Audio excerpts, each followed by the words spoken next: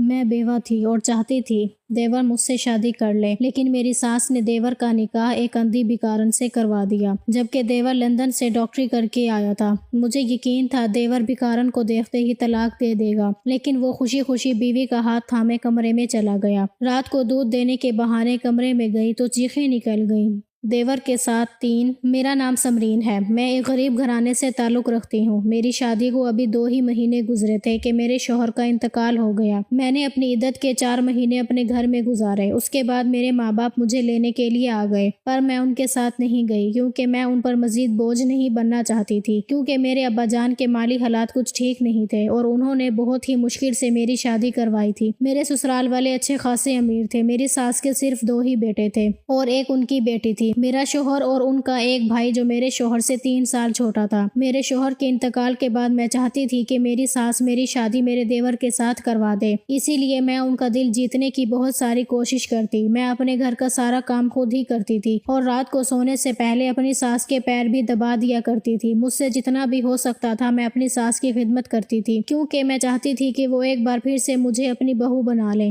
میری نند شادی شدہ تھی، وہ بہت ہی کم ہمارے گھر آیا کرتی تھی، کیونکہ میری ساس نے اس کی شادی بھی ایک بہت ہی بڑے امیر گھر میں کر دی تھی، اسی لیے وہ اپنے مائکے میں زیادہ تر آنا پسند نہیں کرتی تھی۔ اس کے گھر میں تو ہمارے گھر سے بھی زیادہ آسائشیں موجود تھیں اور وہ وہاں پر بہت ہی خوش زندگی گزار رہی تھی۔ پر میری نند جب بھی آتی تھی میں اس کی بہت اچھے سے مہمان نوازی کرتی تھی، اس کی پسند کے سارے کھانے بناتی تھی اور اس کے بچوں کا بھی بہت خیال رکھتی تھی۔ اس بات سے میری ساس بہت خوش ہوا کرتی تھی اور بدلے میں مجھے بہت سی دعائیں دیتی تھی۔ وہ کہتی تھی کہ میری دعا ہے کہ میری دوسری بہو بھی اتنی ہی اچھی مجھے مل جائے جتنی تم اچھی ہو، اور مجھے کہتی تھی کہ تم بالکل میرے لیے میری بیٹی کی طرح ہو، جس طرح تم میری خدمت کرتی ہو اس طرح تو کوئی بیٹی بھی اپنی ماں کی خدمت نہیں کرتی۔ میں اپنی ساس کا کسی طرح بھی دل جیتنا چاہتی تھی، کیونکہ ہمارے گھر میں صرف میری ساس کی ہی حکومت چلتی تھی، ہر چیز ان کے کہنے پر ہی ہوتی تھی۔ اگر کوئی بات ان کو بری لگ جاتی تھی تو پھر اس گھر میں اس کا نام بھی کوئی نہیں لیتا تھا، کیونکہ میری ساس بہت ہی سخت مزاج کی تھی اور ہمارے گھر میں تو ان کی مرضی سے پرندہ بھی اپنا پر نہیں مار سکتا تھا۔ میری ساس مجھ سے اتنی زیادہ خوش تھی، اسی لیے مجھے یقین ہو گیا تھا کہ وہ میرے دیور کا نکاح اب میرے ساتھ کروا دے گی۔ میرا دیور جو کہ لندن میں ڈاکٹری کر رہا تھا، اس کے واپس آنے میں اب صرف 2 ہی مہینے رہ گئے تھے اور میں دل ہی دل میں بہت زیادہ خوش ہو رہی تھی کہ ایک بار پھر سے یہ گھر اب میرا ہو جائے گا اور میں اس گھر کی مالکن بن جاؤں گی، کیونکہ میں اپنی پوری زندگی غربت میں گزار کر آئی تھی اور یہاں آ کر مجھے پتا چلا تھا کہ زندگی کی آسائشیں کیا ہوتی ہیں، اور میں اب یہ اپنے ہاتھوں سے گنوانا نہیں چاہتی تھی، کیونکہ میرا سسرال بہت ہی زیادہ امیر تھا۔ میرے سسر کی زمینیں تھیں جو اسے اپنے باپ دادا سے وراثت میں ملی تھی اور یہ لوگ خاندانی امیر تھے۔ میرا دیور بھی مجھے بہت اچھا لگتا تھا، وہ دیکھنے میں بہت ہی خوبصورت تھا۔ میں اس سے شادی کر کے بالکل اپنی ساس کی طرح اس گھر پر اپنا رعب جمانا چاہتی تھی، اور مجھے اس بات کا پتا تھا کہ یہ تبھی ہو سکتا ہے جب میرا دیور مجھ سے شادی کرے، کیونکہ میری ساس اور میرے سسر اپنے اس بیٹے کا کہنا کچھ خاص ہی مانتے تھے اور ہر بات میں اس سے مشورہ کرتے تھے۔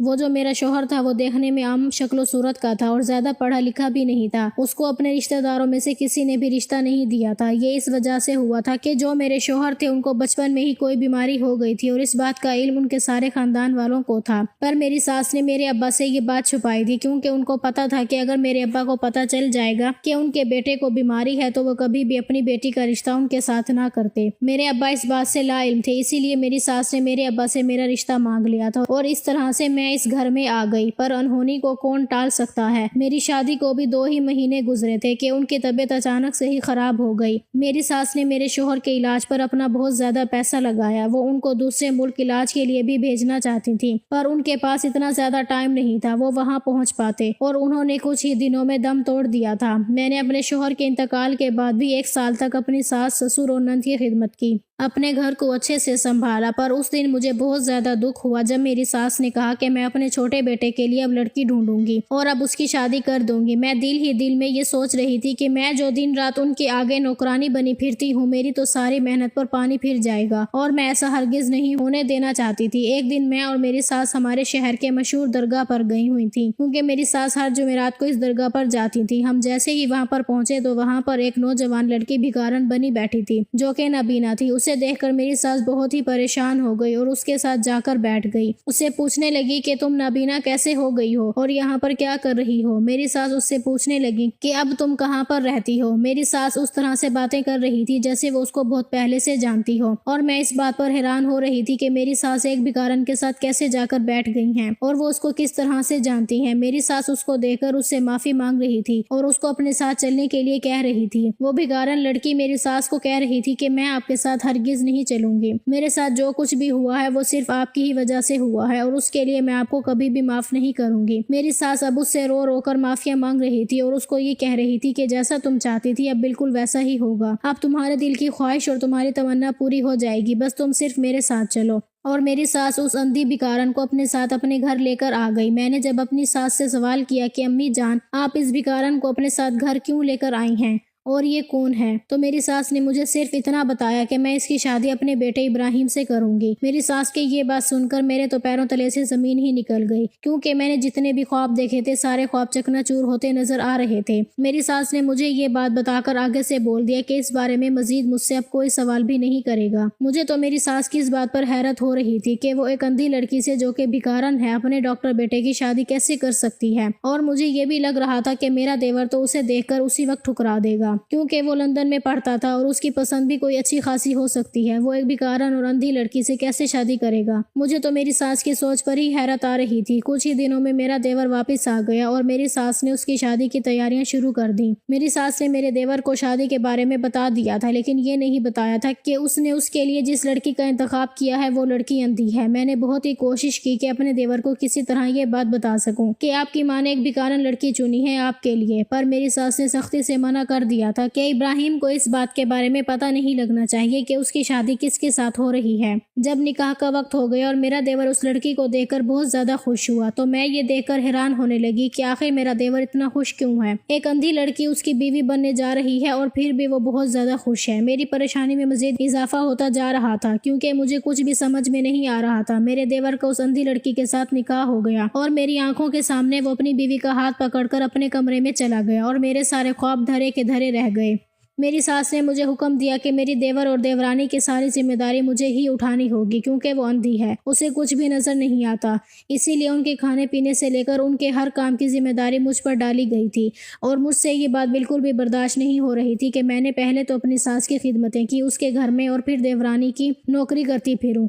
میں نے ہمت کر کے ساس کے ساتھ آج بات کرنے کا فیصلہ کر لیا اور میں اس کے کمرے میں چلی گئی۔ میں نے ساس سے پوچھا کہ آپ نے میرے بارے میں آخر کیا سوچا ہے، آپ کب تک مجھے اپنے گھر میں اس طرح نوکرانی بنا کر رکھیں گی؟ پہلے تو صرف آپ تھیں، اب تو آپ نے ایک اندھی لڑکی کو بھی میرے سر پر لا کر بٹھا دیا ہے۔ آپ میرے شوہر کی ماں تھی، اسی لیے میں آپ کی خدمت اپنے دل و جان سے کرتی تھی، پر میں اس اندھی بھکارن کی نوکری نہیں کر سکتی۔ میری ساس نے مجھے کہا کہ آ کر میرے پاس بیٹھ جاؤ، میں تمہیں بتاتی ہوں کہ وہ کون ہے۔ مجھے میری ساس اب بالکل بھی اچھی نہیں لگ رہی تھی۔ میرا دل نہیں کر رہا تھا کہ میں اس کے پاس جاؤں، میرا دل کر رہا تھا میں اسی وقت اس گھر سے چلی جاؤں، کیونکہ میں اپنے ہر مقصد میں ناکام ہو گئی تھی۔ اب مجھے ان کی کوئی بھی بات مزید نہیں سننی تھی، پر میں ایسا کچھ بھی نہیں کر سکتی تھی۔ مجھے مجبوراً اپنی ساس کے پاس جا کر بیٹھنا پڑا۔ میری ساس نے مجھے بتایا کہ جب ابراہیم لندن نہیں گیا تھا، یہ تب کی بات ہے، اس نے مجھے بتایا کہ یہ لڑکی ہمارے محلے میں رہتی ہے اور ابراہیم اس کو پسند کرتا تھا، یہ لڑکی بھی اس کو پسند کرتی تھی۔ ابراہیم نے مجھے کافی بار کہا تھا کہ میں اس کا رشتہ لے کر ان کے گھر جاؤں، پر وہ ہم سے تھوڑے غریب لوگ تھے اور میں ابراہیم کا رشتہ بہت ہی امیر خاندان میں کرنا چاہتی تھی، جو کہ میری ٹکر کا ہونا چاہیے۔ ابراہیم نے مجھے بہت ہی سمجھایا کہ انسان کی خوشیوں کے آگے پیسے کا کوئی بھی مول نہیں ہوتا، پر مجھے یہ بات سمجھ میں نہیں آئی تھی۔ میں اس لڑکی کے ماں باپ کے گھر گئی اور ان کو کہا کہ اپنی بیٹی کو سمجھاؤ، میرے بیٹے سے دور ہو جاؤ ورنہ آپ کے ساتھ اچھا نہیں ہوگا۔ میں جانتی ہوں کہ آپ کی ساری نظر میرے پیسوں اور میری جائیداد پر ہے، اسی لیے آپ نے اپنی بیٹی کو میرے بیٹے کو پھنسانے کے بارے میں کہا ہے، پر جیسا آپ چاہتے ہیں ویسا بالکل بھی نہیں ہوگا، میں ایسا ہرگز نہیں ہونے دوں گی۔ اس لڑکی کی ماں نے مجھے رو رو کر کہا کہ ہم نے اپنی بیٹی کو ایسا کچھ بھی نہیں کہا، ہم غریب لوگ ہیں، اس پر عزت والے ہیں، آپ یہاں آ کر اس طرح سے تماشا کریں گی تو محلے میں ہماری کیا عزت رہ جائے گی، مہربانی کر کے آپ یہاں سے چلی جائیں۔ اس عورت نے مجھے کہا تھا کہ میں آج کے بعد اپنی بیٹی کو آپ کے بیٹے سے ملنے نہیں دوں گی، آپ بے فکر ہو جاؤ۔ اس وقت جب میں ان کے گھر گئی اور ان کو اتنی ساری باتیں سنا کر آ رہی تھی تو ان کے گھر کے باہر کافی لوگ جمع ہو گئے تھے اور سارے محلے کو اس تماشے کے بارے میں پتہ چل گیا تھا۔ اس لڑکی کی ماں بیچاری تو بہت ہی شرمسار ہو رہی تھی اور بہت ہی زیادہ رو رہی تھی۔ جب میں گھر واپس آئی تو ابراہیم مجھ سے بالکل بھی بات نہیں کر رہا تھا۔ میں نے اس کو کھانا کھانے کے لیے بلایا اور اس نے کھانا کھانے سے منع کر دیا۔ ابراہیم کی یہ بے رخی مجھ سے بالکل بھی برداشت نہیں ہو رہی تھی، کیونکہ اس سے پہلے کبھی بھی ایسا نہیں ہوا تھا کہ ابراہیم مجھ سے بات نہ کرے اور میری کسی بات کا جواب نہ دے۔ ابراہیم تو میرا اتنا فرمانبردار بیٹا تھا جو میری ایک پکار سے بھاگا ہوا میرے پاس آ جاتا تھا، اور یہ سب اس وجہ سے ہو رہا تھا کیونکہ اس کو اس لڑکی نے فون کر کے بتا دیا تھا کہ میں ان کے گھر گئی تھی اور ان کے ماں باپ کو سارے محلے کے سامنے بے عزت کر کے آ گئی ہوں۔ اگلی صبح کو ابراہیم جب گھر سے باہر جا رہا تھا تو میں نے اس سے پوچھا کہ کہاں جا رہے ہو، تو اس نے مجھے بتایا کہ میں مہک سے ملنے جا رہا ہوں۔ میں نے اس کو بہت روکا۔ میں نے اس کو کہا کہ میں اس غریب لڑکی سے تمہاری شادی ہرگز نہیں کرواؤں گی، اس کی نظر صرف تمہاری دولت پر ہے جو تمہیں نظر نہیں آ رہا۔ ابراہیم میری ساری باتیں سن کر باہر چلا گیا۔ اس نے مجھے کسی بھی بات کا جواب نہیں دیا۔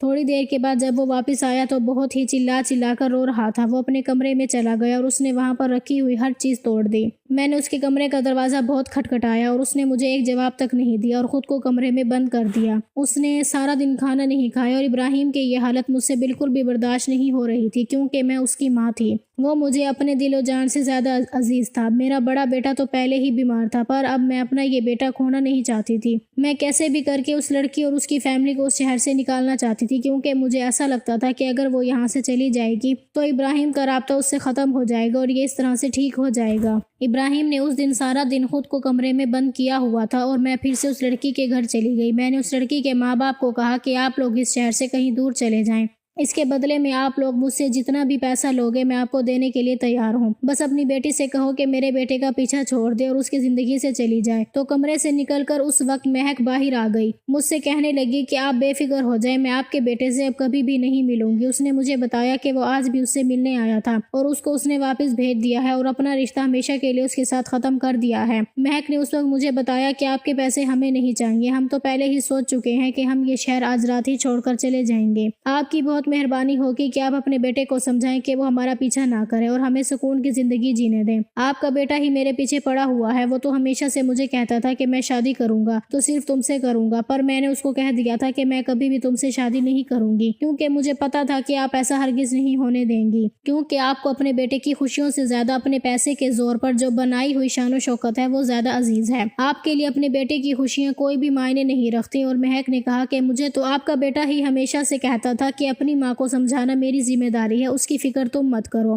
وہ میری ماں ہے، وہ میری خوشیوں کا خیال ضرور رکھے گی۔ مہک نے مجھے اس وقت کہا کہ مجھے افسوس ہے کہ ابراہیم اتنی بڑی غلط فہمی میں تھا کہ اس کی ماں کو اس کی خوشیاں عزیز ہیں، پر میں نے اس وقت مہک کو کہا کہ مجھے سمجھانے کی یا کچھ بھی بتانے کی تمہیں ضرورت نہیں ہے، جتنا ہو سکے جلدی اس شہر سے نکل جاؤ۔ ایسا کہہ کر جب میں گھر گئی تو ابراہیم کی حالت بہت ہی رو رو کر بگڑ گئی تھی۔ میں نے یہ سوچا تھا کہ یہ صرف کچھ ہی دنوں تک چلے گا اور کچھ دنوں کے بعد وہ مہک کو بھول جائے گا، پر ایسا کچھ بھی نہیں ہوا۔ ابراہیم کی طبیعت دن بدن بگڑتی ہی جا رہی تھی۔ اس نے کھانا پینا بالکل ہی بند کر دیا تھا۔ ایک دن تو ابراہیم بے ہوش ہو کر گر گیا اور صرف بے ہوشی میں مہک کا نام پکار رہا تھا۔ اسی دن مجھے تھوڑا احساس ہوا کہ کاش میں مہک کے ساتھ اس کی شادی کر دیتی تو شاید آج میرے بیٹے کی یہ حالت نہ ہوتی۔ اس دن میرا بیٹا ہسپتال میں داخل تھا۔ جس دن ابراہیم کو تھوڑا ہوش آیا اس دن وہ مجھے رو رو کر کہہ رہا تھا کہ امی مجھے مہک کے پاس جانا ہے، خدا کے واسطے مجھے مہک سے ملوا دیں ایک بار، وہ مجھ سے ملنا نہیں چاہتی۔ ابراہیم نے مجھے کہا کہ وہ اس سے ملنے بھی گیا تھا پر اس نے اپنا ہر رشتہ اس کے ساتھ ختم کر دیا ہے، وہ اس سے ملنے سے انکار کر رہی ہے۔ ابراہیم کو کیا خبر تھی کہ میں نے اس کو اس شہر سے ہی نکال دیا۔ یہ تو اس دن کی بات کر رہا تھا جس دن وہ اس سے ملنے گیا تھا۔ اس کے بعد تو وہ لوگ یہ شہر ہی چھوڑ کر چلے گئے تھے۔ میں نے ابراہیم کو کہا کہ بیٹا تم ٹھیک ہو جاؤ، جیسے ہی تم ٹھیک ہو جاؤ گے میں تمہارا رشتہ لے کر اس لڑکی کے گھر چلوں گی، میں تم سے یہ وعدہ کرتی ہوں، میں مہک کی شادی تمہارے ساتھ کرواؤں گی۔ یہ خبر سننے کے بعد ابراہیم تھوڑا خوش ہونے لگا اور کچھ ہی دنوں میں وہ بالکل ٹھیک ہو گیا۔ جب ہم گھر واپس آئے تو ابراہیم پھر سے مہک سے ملنے گیا اور بہت ہی مایوس ہو کر گھر واپس آیا۔ ابراہیم نے مجھے آ کر بتایا کہ امی اب تو آپ بھی مان گئی تھی، اب تو آپ بھی راضی ہو گئی تھی کہ میری شادی آپ مہک کے ساتھ کروائیں گی، پر پتہ نہیں کیوں مہک اور اس کے گھر والے یہ شہر چھوڑ کر پتہ نہیں کہاں چلے گئے ہیں۔ ان کا تو نمبر بھی بن جا رہا ہے، اب میں ان کو کہاں ڈھونڈوں گا، پتہ نہیں وہ لوگ کہاں چلے گئے ہیں۔ اس محلے میں کافی لوگوں سے پوچھا ہے پر کسی کو بھی نہیں پتا کہ وہ لوگ آخر کہاں گئے ہیں، کیونکہ جانتی تو میں بھی نہیں تھی کہ وہ لوگ آخر کہاں گئے ہیں۔ ابراہیم نے پورے 7 مہینے مہک کو تلاش کیا پر وہ اس کو کہیں بھی نہیں ملی۔ آخر مایوس ہو کر ابراہیم کو یہ بات قبول کرنی ہی پڑی کہ اب وہ اس کو کہیں پر پر بھی نہیں ملے گی۔ ابراہیم نے یہ فیصلہ کیا کہ وہ یہ ملک چھوڑ کر چلا جائے گا اور کبھی بھی واپس نہیں آئے گا۔ ہم ابراہیم کا یہ فیصلہ سن کر بہت ہی اداس ہو گئے اور اپنے کیے پر بہت ہی پچھتانے لگے کہ میں نے آخر ایسا کیوں کیا۔ میں ابراہیم کا یہ فیصلہ سن کر بہت ہی اداس ہو گئی اور اپنے کیے پر بہت ہی پچھتانے لگی کہ میں نے آخر ایسا کیوں کیا۔ اگر اس کی شادی مہک کے ساتھ کروا دیتی تو کم سے کم میرا بیٹا میری آنکھوں کے سامنے رہتا اور یہ ملک چھوڑ کر وہ کبھی نہ جاتا۔ میں نے اس کو سمجھانے کی بہت کوشش کی، اس کو روکنے کی بہت کوشش کی، پر اس نے میری ایک بات بھی نہیں مانی۔ اس نے مجھے کہا تھا کہ میں مہک کے بغیر بالکل بھی نہیں رہ سکتا اور اس ملک میں رہ کر مجھے مہک کی یاد ضرور آئے گی۔ ایسا ہو ہی نہیں سکتا کہ میں اس ملک میں اپنے شہر میں رہوں اور آتے جاتے ہوئے مہک کے گھر کی طرف نہ دیکھوں اور اس کی یاد مجھے نہ آئے۔ میرا جینا اب بہت ہی مشکل ہو گیا ہے۔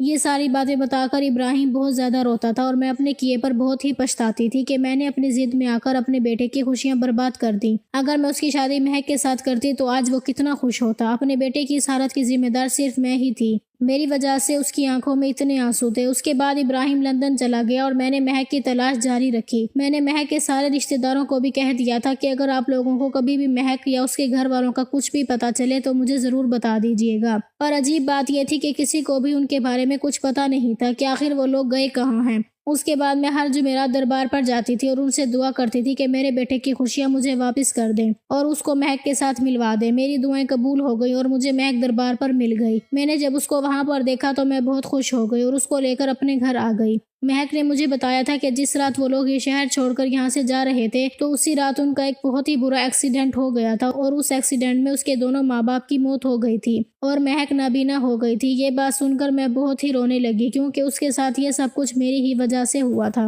نہ میں اس کو اس شہر کو چھوڑنے کے لیے کہتی اور نہ ہی اتنا بڑا حادثہ اس کے ساتھ ہوتا۔ پھر میں نے فیصلہ کیا کہ میں کچھ ہی دنوں میں اب مہک کی شادی ابراہیم کے ساتھ کر دوں گی۔ ابراہیم جیسے ہی واپس آیا تو وہ مہک کو دیکھ کر بہت خوش ہو گیا۔ ابراہیم کو خوش دیکھ کر تو میں بھی بے فکر ہو گئی کیونکہ مجھے ایک پل بھی اپنی زندگی میں سکون محسوس نہیں ہوتا تھا۔ میرے پاس بہت زیادہ پیسہ تھا، میرے پاس زندگی کی ہر آسائش موجود تھی الحمدللہ، پر ان کی خوشی میرے لیے سب چیزوں سے زیادہ تھی۔ میری ساس یہ ساری باتیں بتا کر مجھے بہت ہی زیادہ رو رہی تھی۔ وہ مجھے کہہ رہی تھی کہ بیٹی مجھے پتا ہے کہ تمہارے دل میں کیا تھا اور تم کیا چاہتی تھی، پر میں مجبور تھی، میں ویسا کبھی بھی نہیں کر سکتی تھی جیسا تم چاہتی تھی۔ تم میری بیٹی ہو، تم نے جس طرح سے میری خدمت کی ہے اس کا اجر تمہیں اللہ پاک دے گا۔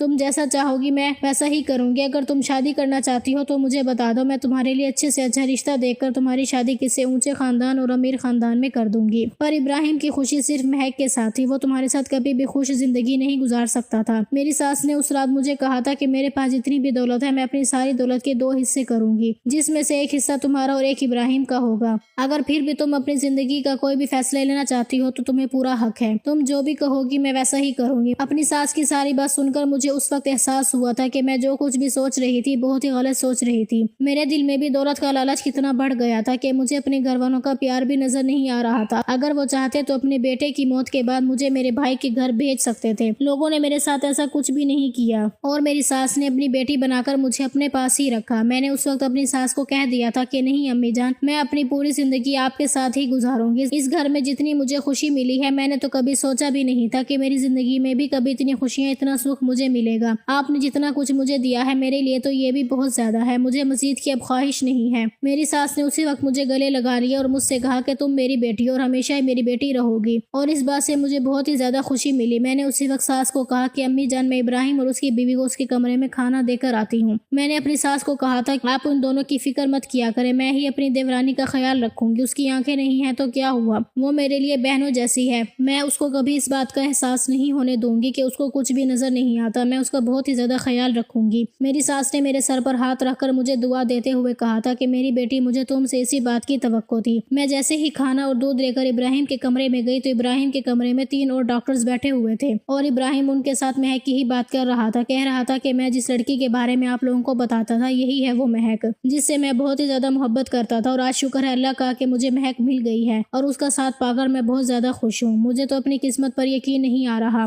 کہ مجھے اپنی محبت حاصل ہو گئی ہے۔ ابراہیم کے دوست مہک کی بہت زیادہ تعریف کر رہے تھے اور وہ تعریف کے قابل بھی تھی کیونکہ مہک بہت ہی خوبصورت لڑکی تھی۔ ابراہیم کے دوست جو کہ ڈاکٹرز تھے وہ ابراہیم کو کہہ رہے تھے کہ تم مہک کو لندن لے کر آنا، ہم اس کا وہاں آپریشن کروائیں گے اور پھر مہک کی آنکھیں واپس آ جائیں گی۔ یہ بات سن کر تو مجھے بھی بہت زیادہ خوشی ہو رہی تھی کہ اس کی آنکھوں کی روشنی ایک بار پھر سے واپس آ جائے گی اور پھر ہم دونوں جٹھانی دیورانی اس گھر میں خوش زندگی گزار سکیں گے۔ اگر آپ کو ہماری آج کی کہانی پسند آئی ہے تو اسے لائک کریں، شیئر کریں اور چینل کو سبسکرائب کرنا مت بھولیے گا۔ اپنا خیال رکھیے، اللہ حافظ۔